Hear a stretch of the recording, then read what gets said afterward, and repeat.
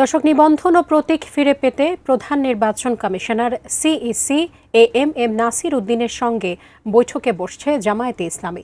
দলের পক্ষে একটি প্রতিনিধি দল নির্বাচন কমিশনে গেছে। এ বিষয়ে বিস্তারিত জানাতে সরাসরি যুক্ত হচ্ছেন আমাদের সহকর্মী সাদিয়া আফরোজ। সাদিয়া, আপনি তো আছেন সেখানে, দলের পক্ষে প্রতিনিধি দল নির্বাচন কমিশনে গেছে, আপনি কিছু জানতে পেরেছেন কিনা এই বিষয়ে আমাদেরকে জানাবেন। বাবা কেন একটু বললেও তো হয়।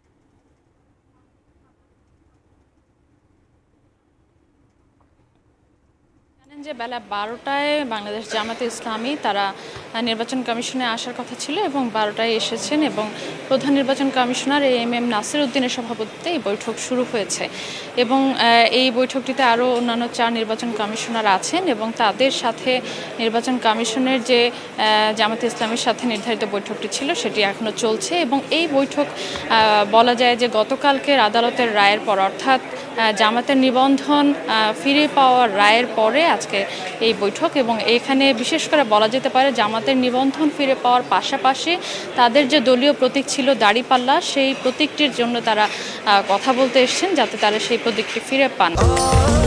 স্বাস্থ্যকর অল টাইম ফ্যামিলি কেক, সব সময় অল টাইম হেলদি লাইফ। এর আগেও যখন জামায়াতে ইসলামী নির্বাচন কমিশনের তাদের বৈঠক করেছিল নির্বাচন কমিশনের সাথে, সেখানেও কিন্তু তারা বলে গিয়েছিল যে তারা এই দাড়িপাল্লার প্রতীকটি ফেরত চাওয়ার চেষ্টা করবেন এবং আদালতের যে গতকালকের যে রায় এসেছে সেখানে কিন্তু সেখানে জামায়াতে ইসলামের কিন্তু একটি আপিল ছিল যে যাতে তাদের এই নির্দেশনা দেওয়া হয় যে তাদের এই প্রতীকের ব্যাপারে।